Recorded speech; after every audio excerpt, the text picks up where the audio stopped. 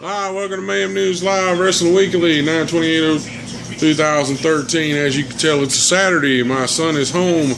Seth says hello, by the way. Got a lot of headlines. Not as many as usual, as it's the weekend. We're just updating our show on Tuesday, our wrestling broadcast. First things first, I want to send a shout out to David Hero. He just got out of the hospital. He's at home now. Superman has returned home, and we wish him the very best because we know he's going to get better, and we appreciate the PWR show adding us to their Google circle. I appreciate it. Much obliged.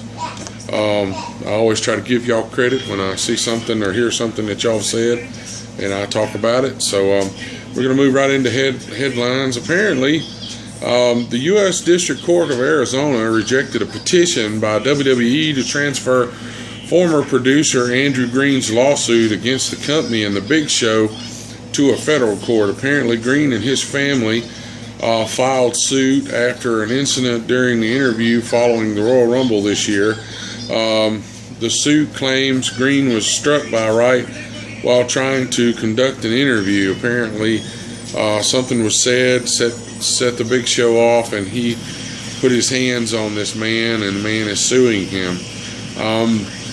We always say, we tell the fans, hey, keep your hands to yourself. Don't go out and put your hands on the wrestler, because they have a right to protect themselves. Well, I say this, and I've heard wrestlers say this, it's fine to protect yourself, but make sure you find out whether it was an accident, somebody actually tripped and bumped into you or something like that. So apparently this is kind of biting them in the butt. So maybe we know why Big Show's being made a bitch. Anyway, Mickie James was reportedly offered $60,000 a year to stay with TNA, but she turned it down. She's currently charging $1,800 per indie appearance, and her concert fees for her and her band are anywhere from $3,750 to $5,000 appearance. Is $60,000 a bit low? She was the Knockouts champion. She, is a major name. I do know it's been reported, like I said, there's no concrete information, that, the the Knockouts that were formerly Divas or had anything to do with the WWE normally get paid more. Well, they've had more exposure. Just like I'm pretty sure, Hogan gets paid more than most people there. So I have no clue why. But anyway, apparently she has decided to maybe, and plus they're not even accounting in her CD sales and her iTunes sales and all that good stuff. So Kharma was on in an interview with Future Endeavors and their podcast, and she basically hinted around and stated that she was close to coming back to WWE. We miss you, girl. You need to come on back. They need you. Caitlyn and them can't hold up without some help. They can't, they need to get, so they can use other people besides just them few they're using. They need somebody. Daniel Bryan, we want to send our Bryan Danielson, or Daniel Bryan, and Brie Bella have gotten engaged. This was per E, and we want to send them well wishes. For some reason, I already thought they were engaged. Maybe they were talking about it. Yeah. Mark Henry signs a new 3-year extension with WWE. He said this on the Jay Morris podcast. This was wise decision for WWE, even though, Mark Henry's been plagued with injuries, but he's always come back. He's always come back stronger. That's hard to believe, but it's true. That's pretty much our headlines today. Wasn't really most of the headlines pertain to the shows that we're going to talk about, so there's no sense in mentioning the headlines, and when I get to the show, you don't have anything here. TNA's Impact Wrestling results. I did not see any ratings as far as their reports on ratings, so I don't have any of those this week. I don't know, maybe they just didn't put them out, or I missed it in the emails that I get. Dixie starts off the show, and Dixie's very interested in her cell phone on Impact. Now who does that remind me of? Oh yeah, Laurinaitis. How he was always in that iPhone. She's doing the same thing, ignoring Sting, and anyway. Bully and Brooke came out basically poking at AJ Styles that Dixie was in his head, that he wasn't really going to have to defeat AJ Styles because Dixie Carter was going to defeat him before he ever got to the match. Of course, the rest of Aces and Eights comes out and says they're going to, when they face the Main Event Mafia, they're going to take care of club business. Bully says whoever's pinned is out of the club. I got a little comment, a little statement on that coming up here in a few minutes. We were always talking about, hey, who's going to get rid of the Aces and Eights? Well, we'll get to it in a minute. Great match between Joseph Park, Eric Young, and ODB. They defeated the Bromans. I laugh every time I think about that. And Gail Kim, with Jesse being the one humiliated when ODB hitting a splash for the win. I thought that was really funny. Aries defeated King after Aries come out pretty much saying, how, reminding everybody that he's the greatest man of all time. I beg to differ. And King comes out and says, nah, but AW ended up, this was a brutal, bloody match. There was a lot of blood in this match, but AW getting the win with the Brainbuster. They played a video package on Kurt Angle's return to Bound for Glory. A lot of people are, hoping that this is not too early. Kurt Angle's an athlete. If anybody knows when he's ready to come back, it'll be him. From what I understand, he's doing really good, after the rehab. So, let's see. Manic defeated Sabin. This was kind of a confusing match. We had a lot of interference. Basically, Sabin pulling, Velvet Sky in the ring, and it was really, really weird. Manic pretty much reversed a pin that Sabin was trying to put on for the win, and Sabin pretty much started beating down Manic, and that's when AW come out and interfered, stopped it. That's a good idea. Maybe we're going to see we've already kind of seen a hint at a face change from a heel to a face for him, so maybe that's going to continue. Main Event Mafia defeats Aces and Eights when Wes Briscoe, with Wes Briscoe being pinned, Bully comes out and asks for Wes's cut. Now, here's a side note. This is something not in the notes. It's amazing that it wasn't the Bischoff that got pinned. God forbid, his son get took out of the Aces and Eights. Bischoff, him being all in the NWO's business in the past, and WCW and WWE, and of course, his son couldn't be the one.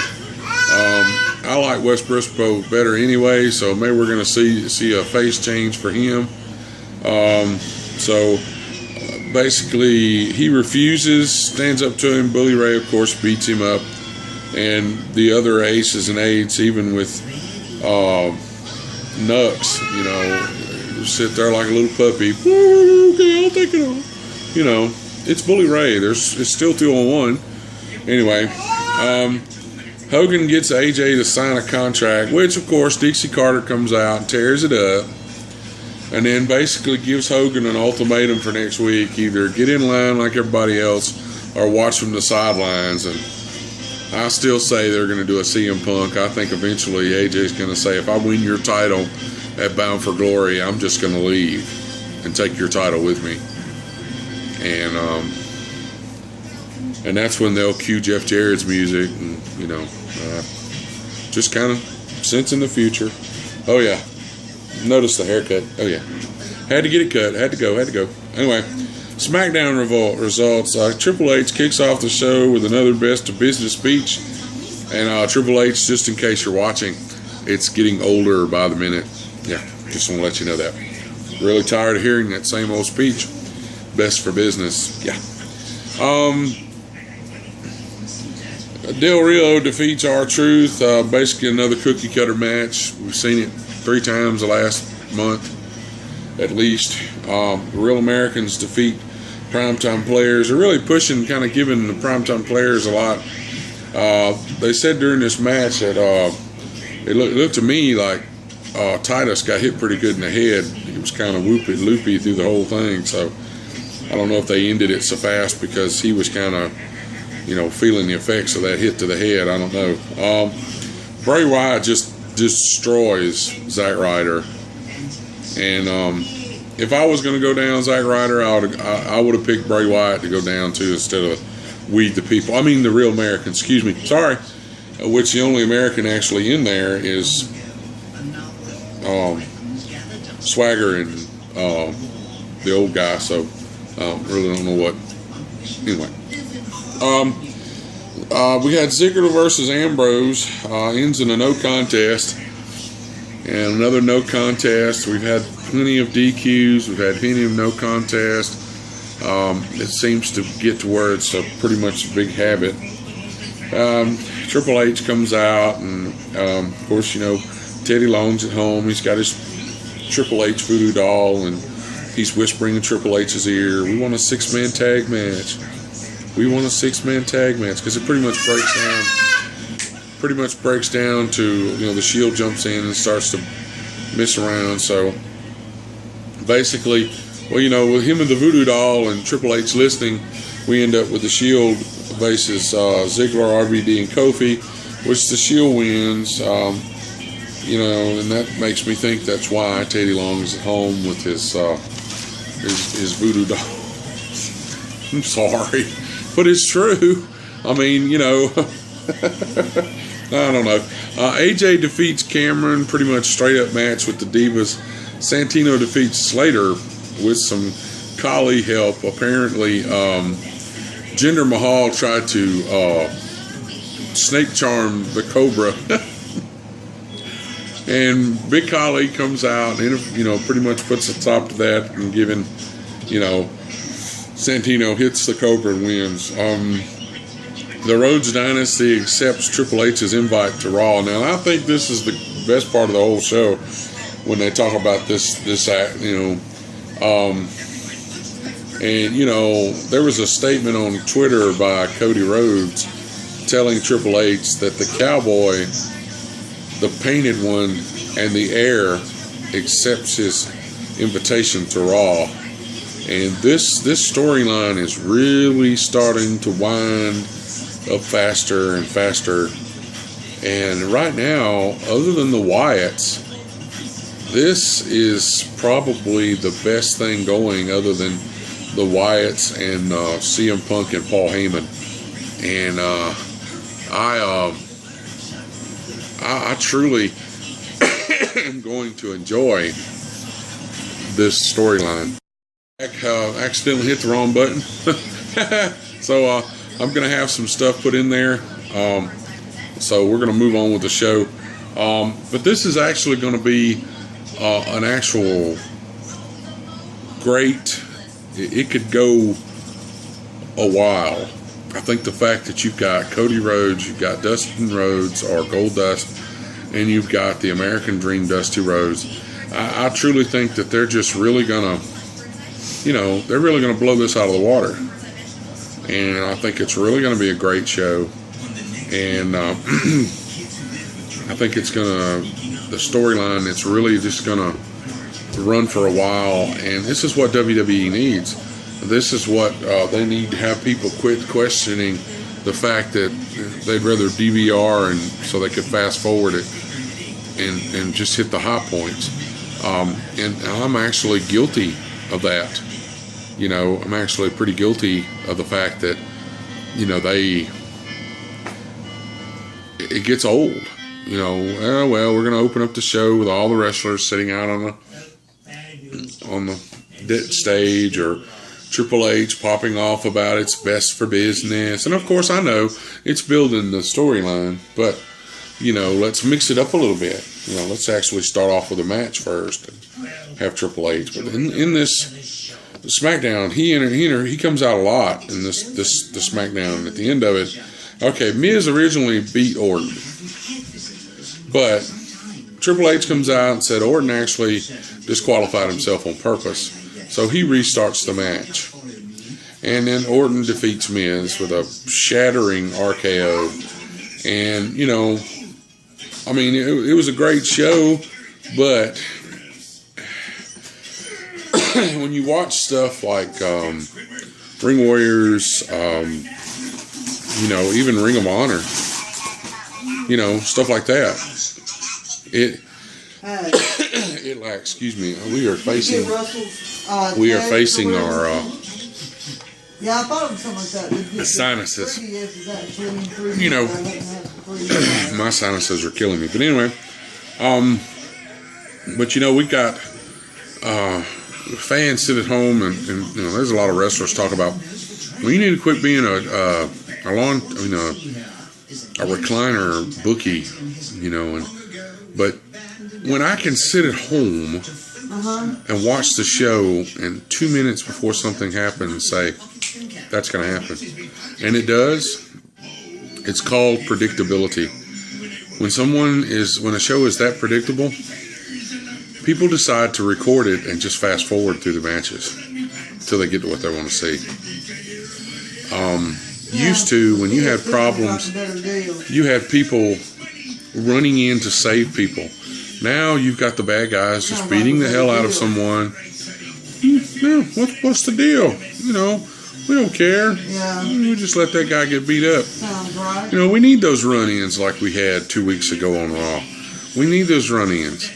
That gives them, because you know it's supposed to be, WWE is supposed to be the good versus evil. Now you just got to figure out how to get them. If evil's just in the ring beating up on good, then nobody's coming down. It's kind of a one-sided thing. So when you have those people come in and run in, and they don't have to run in and beat them up all the time. They can run in and actually get defeated and get put down. I mean, as much as I get on about the use of the NWO, and they've used them so many times, they've used them everywhere. The NWO was perfect. Some weeks there would be somebody run in, but they'd still get beat up. Sting got beat up several times. But the fact is that you've got to have somebody coming out there and saying, hey, that's not right. And I know Triple H is saying, well, you know, if you interfere, I'm going to fire you. And, you know, well, that's fine after the first 2 or 3 times, but after that, it gets kind of old. So, you know, something we're going to start doing, and I'm making the notes of it for it now. I want to start taking some of the either pay-per-views or some of the best Raws or best SmackDowns or the best TNA shows or the best TNA pay-per-views, and I'm going to write those down, and we're going to actually play the booker. We're going to write down the results, and then we'll say, well, here's how the storyline was going at that time. Now, here's what I would have done to make it different. And it's similar to what the PWR show does, except they're doing future shows. Now, I'm not going to do that because, to me, that's their gig. That's their thing. So what we're going to do is we're going to go back in time, and we're going to start talking about the stuff that, you know, those great shows you talk about, like Spring Stampede when Sting came out of the rafters and showed everybody that he was for WCW and wasn't NWO, stuff like that. You know, those big matches. And we're going to let that way they can do the future stuff because, you know, like I am, I'm not a promoter. I don't run a wrestling federation or run a wrestling thing. And, you know, that's something that David Hero and Damian do. And it's just, I'm not that, you know, I know a lot, but I'll be honest, I'd probably say some people say, man, you're an idiot, you know. So what we're going to do is we're going to look at stuff that's already happened and just kind of, you know, if you want to give us your information and think, well, here's what I've done. You can actually email us at mayhemnews@gmail.com or mayhemnewslive@gmail.com. Either one, I'll get it. You can also email me at tmiblives@gmail.com. You know, I actually appreciate everybody that's actually, you know, listen to the show and they're going to the webpage. We're getting several people a day actually signing up to get to be a subscriber on our new webpage. Like I said, and I want to thank the guy that's helping me with the new webpage, moving it to a new server. And you really want to talk to somebody who knows about computers, you need to get in contact with MR. I have a thing, but I'm not done with it yet. I'm going to start putting their stuff up at the end of the show as well. But Mike is great. Mike Weiberg is awesome. When he set me up on a new server. He moved all of my content. He's always been available for me to ask questions, and there's things that I can do on here that I couldn't do on the WordPress one. So now you're still using WordPress, but you're not using their server. We're going to talk about Zach Pack Promotions, which is some of our sponsors. We're going to talk about Zach Pack Promotions. You can find them on Facebook that way. It's at ZPack Promotions. On Twitter. If you want to find their webpage, it's ZachPackPromotions.com. If you're interested in finding information about their busting for autism, that is BUSTINFORAUTISM. You can actually go to that ZachPackPromotions.com, or you can just put a / and type out busting for autism. If you're wondering what that is November 16th and the 17th. It is in Katy, Texas. One of the big things there is you can actually purchase to have lunch. She said it was like $60, wasn't it? For the purchase for dining with a star, right? It's like $60, and you got to remember now they're doing this for charity. Okay, so that's why. If you go to a charity White House dinner, that's why the dinner plates are $1,200, okay? But for $60, you get to eat dinner with a star of your choice, okay? Now, I'm sorry to say, Goldust is sold out. He sold out quick. But you still got Sergeant Slaughter, Gene Snitsky, Greg the Hammer Valentine, Joey Emmons, he's an indie star. Hacksaw Jim Duggan, Honky Tonk Man, Rikishi, Solana Gaspar, Priscilla Barnes, Houston area Ghostbusters and Ecto, Extreme Paranormal star, True TV, Jackie Pucci, Iron Man 3's Iron Patriot, actor Robert Zedar, Jim Decker, Hand of God author Tony Acree, and NPC bodybuilder Brett Trevino, just to name a few. And there's other things going to be going on that day. They're going to be selling stuff. They're going to be, promoting some other things going on. And they're a wonderful non-profit organization.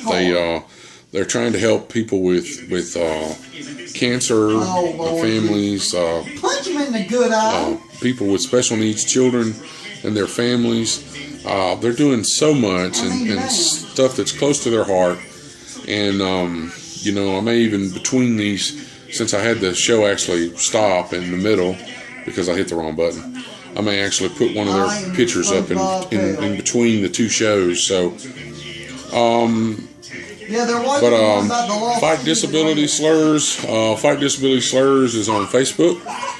This is my wife and I's thing. We're trying to stop people from using disability slurs that are not appropriate. They're using them they're not appropriate, period, but people are using them for to call someone stupid, they'll use the R word, which I'm not going to say it because I refuse to say that word. And we're also getting against people about racial slurs and anything we can think of.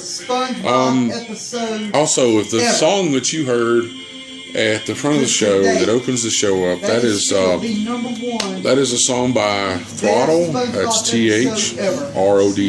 That's New Blood. That's our theme song. I appreciate Throttle for letting us do it. All of their albums are available on iTunes. That is the albums and the singles. You don't have to buy the album if you just got a song you want to hear. Also, they have a new song, Razor Wire Finish Line, going to come out pretty soon. I should be hearing some information on that. And as always, we want to give a shout out to Blast 52. And as soon as I let them know and see if they're okay with this, I may play one of their songs, just an excerpt from it, just to let you hear what they sound like. They have a new EP called We Can Pretend.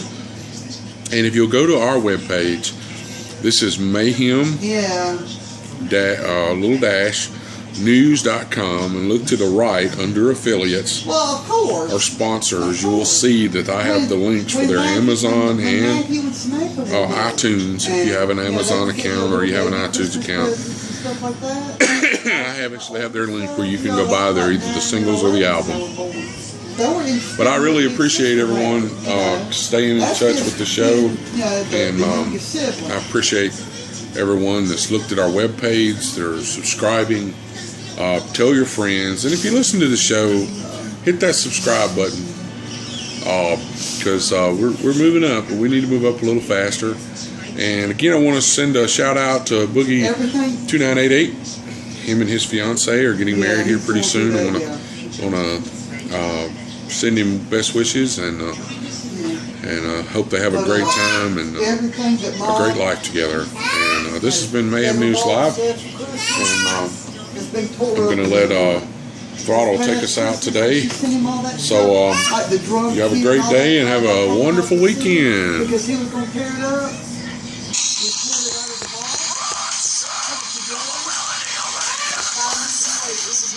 Already